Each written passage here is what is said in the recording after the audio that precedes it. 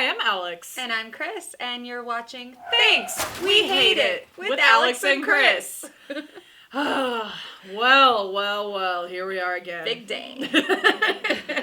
So we meet again. And for this list, I did try to, not so much if they were, because again, we're never trying to shit on B movies or indie films or anything like that. But I did try to keep in mind whether or not I thought the kill would result in death. Mm-hmm. That was a big factor in whether or not it made my list, and how ridiculous it was. So yeah, that was my criteria for what I considered a bad kill. With that being said, let's get into it. Ugh, all right. Do you want to go first? Or do you want me to go first? Nope, you go first. Let's keep to that format. Okay. I'm gonna go with the exploding woman in Leprechaun 3. So, which this woman is played by Caroline Williams, who was Stretch in Texas Chainsaw Massacre Part 2. Caroline Williams is awesome. Yes. I've heard she's fabulous at conventions. She's super nice. She's done a lot of different stuff. Yeah, no, she looks hella cool, and honestly, I want to meet her so bad. Like, she's super pretty, super cute. I crush for her so hard. She's so hot. I'm sorry. She's so cool. But anyway, about the kill.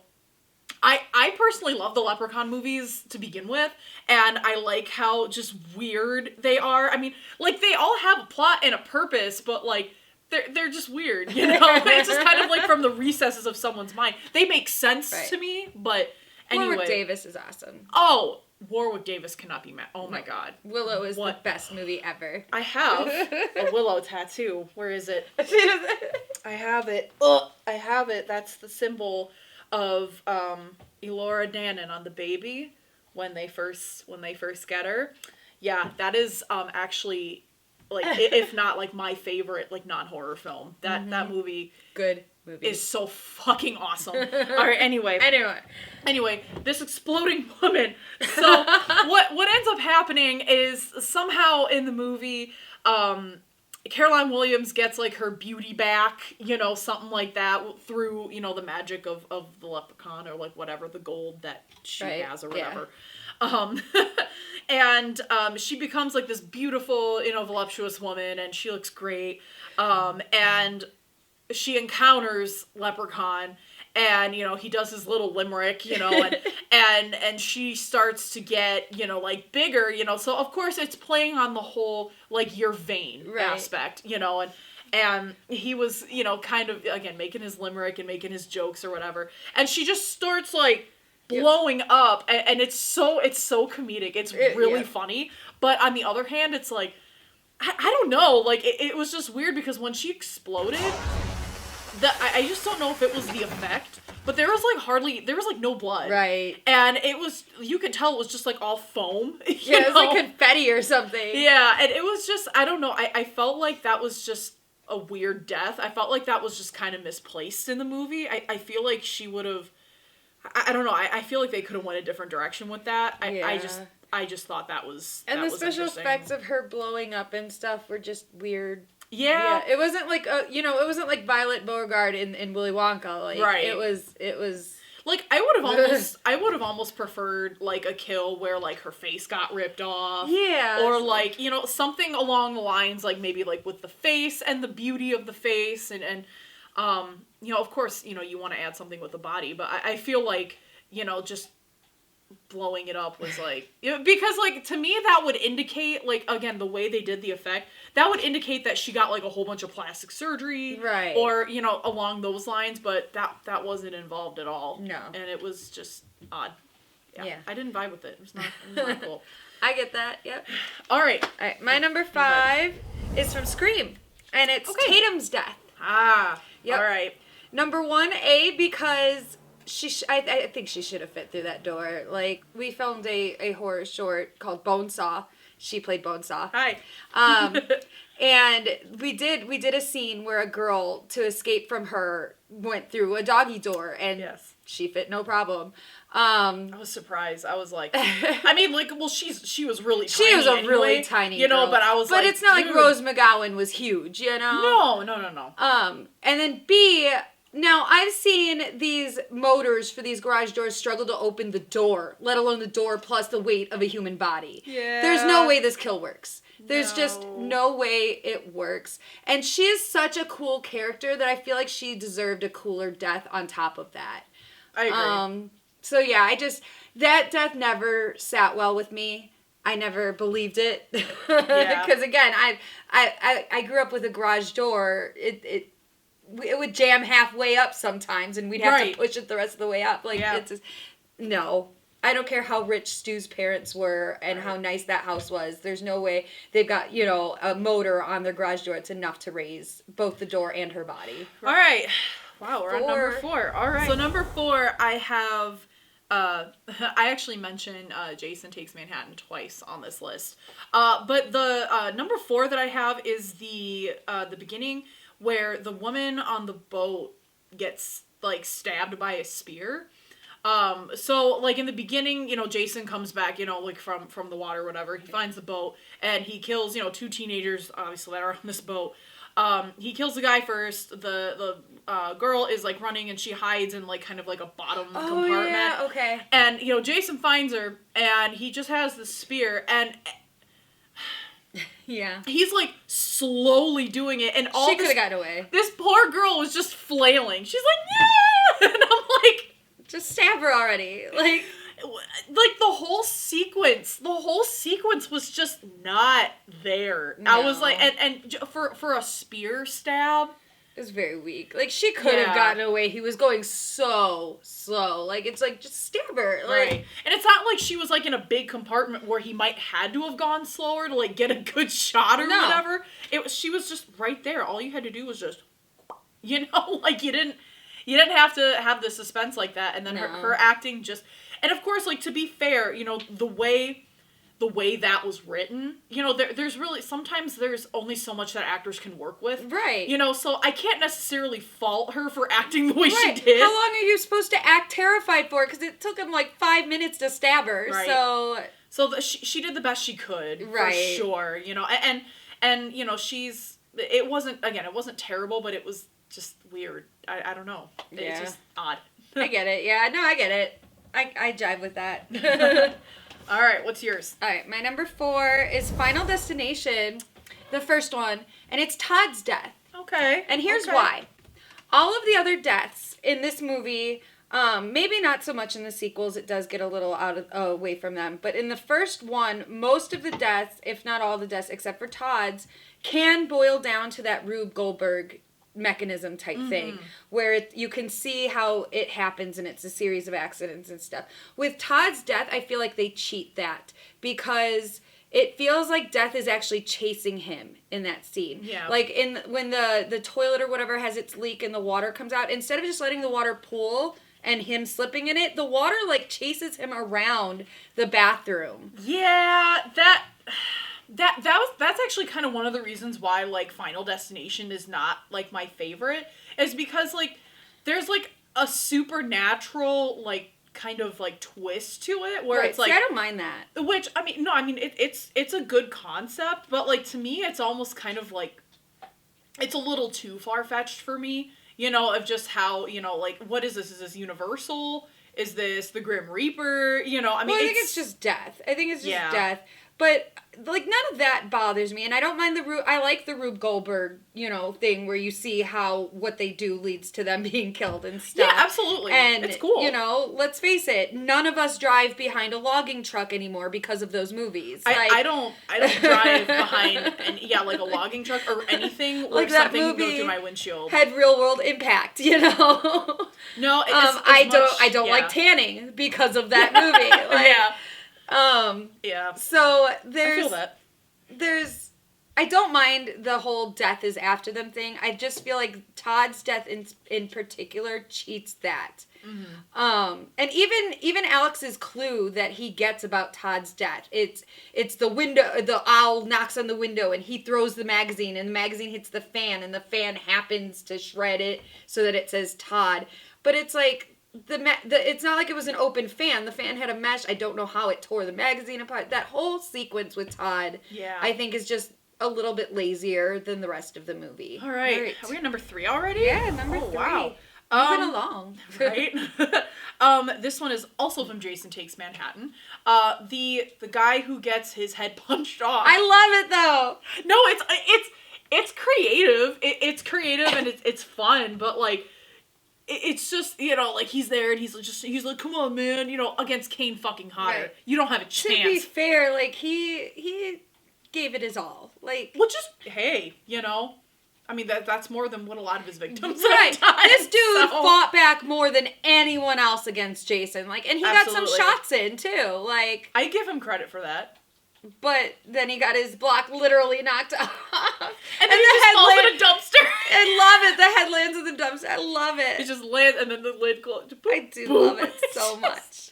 It's fun and I understand how it was supposed to be fun. Right. But like, again, we were talking about the laws of nature. Right. One punch, knock a head off. Yeah. Like, it's for some reason that just didn't work for me. Yeah. You know, again, I love kills where it defines the laws of nature and physics. Like, of course, they're absolutely, you know, they're fucking awesome.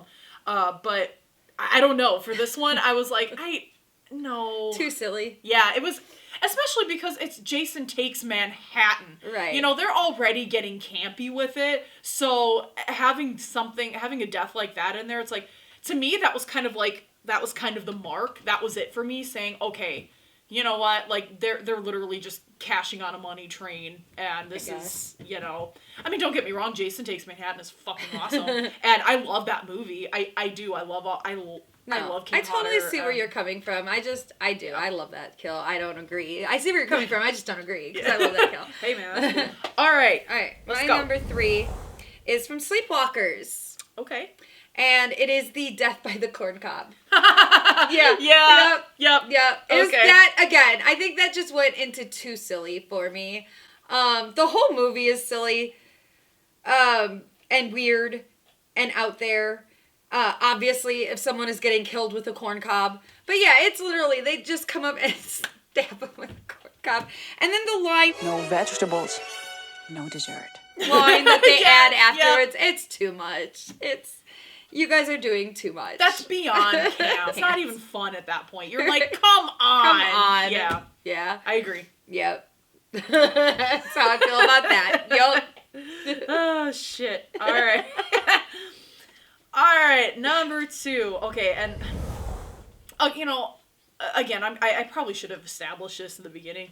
All of the kills that I have on my list, I love all these movies to death. I really fucking do. But some, you know, again, these are just things I'm like, you know, but I love every single one of the movies on my list. Same. This one is so fucking funny. The maximum overdrive kill of the soda can hitting the guy. Yes. It's so funny because it's like he's just trying to get the soda and it hits him in the gut and he's just like, ooh, and the kids are laughing and then all of a sudden it's just like, boom, boom, boom, and it's like this.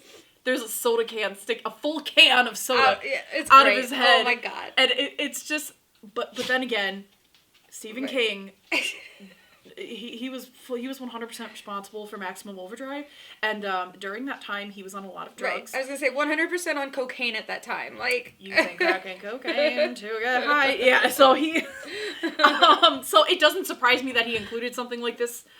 Same thing with the. With the steamroller. Yeah. Oh, I love the steamroller. And the kid. I'm sorry. It's not funny. It's not funny, but it's really funny. It's a little funny. That kid's just like, the steam. I couldn't. I lost my shit. I love it so much. I lost my shit during that. So fucking funny. I just love it so much. Oh god, just that whole movie. Whole movie. I do watch it like. You could tell that movie was made by people on a lot of cocaine. Like, I mean, it's called Maximum Overdrive, for goodness sake. It's obvious that there was a lot of drugs being done. Like, it was so many drugs. It was so obvious, and that I think that's almost just what makes it so good. So fantastic. But like, don't do drugs, kids. Right. Even though it might make a fun movie, I would avoid it. Drugs. Yep, I would avoid it. All right, what's your number 2? All right, my number 2, Friday the 13th, Part 7, New Blood, the party horn to the eye. Oh. And okay, so I do. I love the little beep. I love it. That's so good. But I'm sorry, a party horn to the eye is not gonna kill someone. Like, it's just not. Just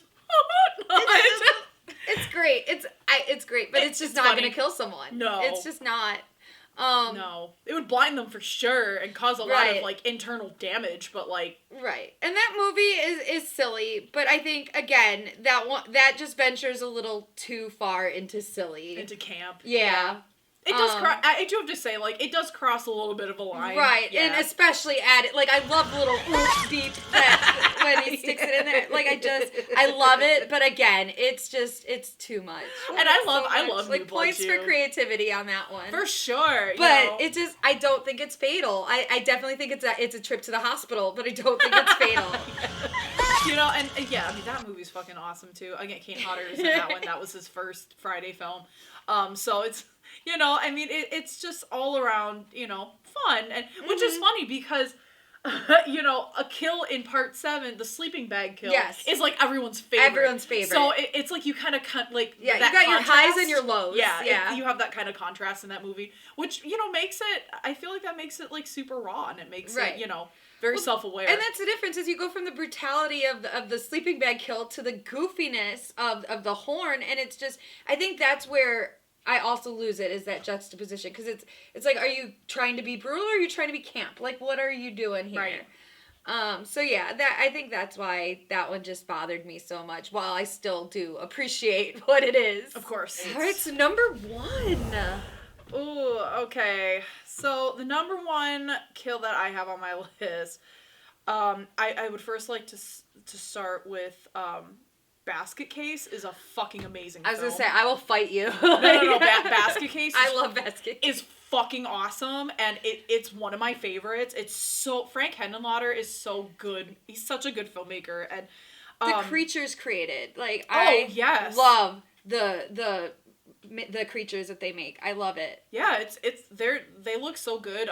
I know, like, in the next 2 films, like, Gabe Bartalos, you know, returned for...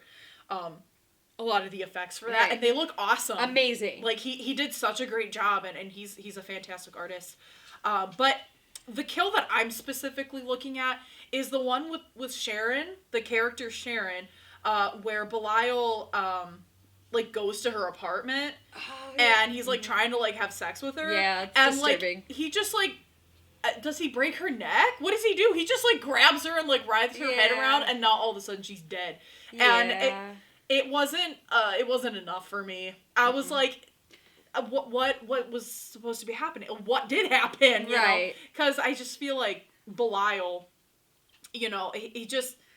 It should have been more. Yeah, you know, I mean, like, you saw all the other kills in there, again, that were over the top, like, people cut in half, you know, people, you know, like, their faces totally ripped off, and then you have, you know, then you just have somebody whose, you know, head was just, you know, like, it didn't fit at all, and I was very shocked that death even existed. Yeah, definitely the worst death in that movie for sure. Yeah, so I really hate that. Every time I watch it, I'm like, you know, I really hate that scene. But I can agree with that. Yep. Everything, I mean, that's the only thing. That is just the only thing about that film. The rest of it, go watch Basket Case if you haven't. Please do. I think they're on Shudder.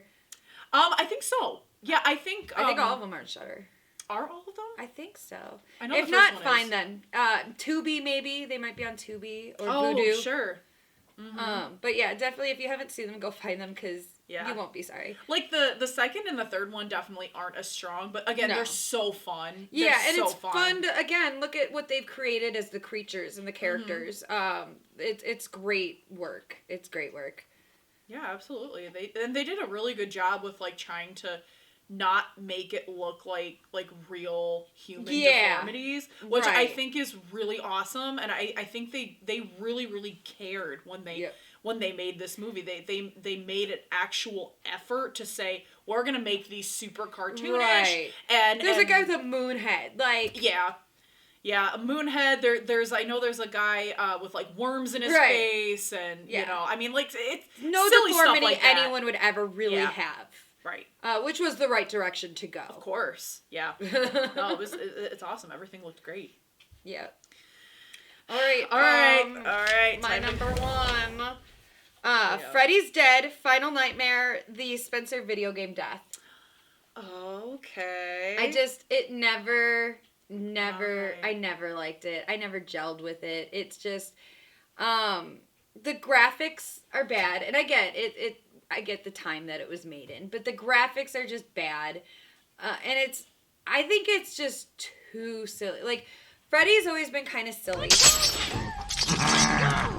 Get out of here now! I just think that's too silly. Like, the dude gets sucked into a video game, and he literally, like, stomps on him, and it's just, and then the game, like, it's just, I think, too much. It crossed the line of campy. It crossed the line. It's not even campy. It's just stupid. Like, right.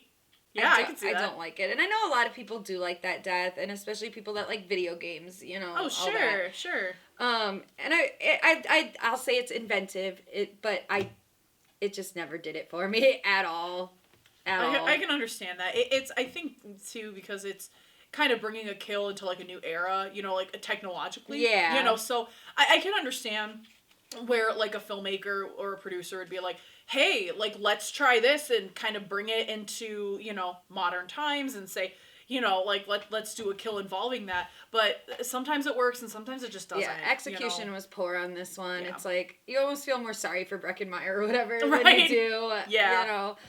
So, yeah. This time it didn't work. It didn't work. All right. Well, thank you so much for watching. Make sure you like and subscribe to get to the next episode, as well as other awesome content on our channel. And, yeah, so we'll see you guys next time. Hell yeah. Good night, good fight.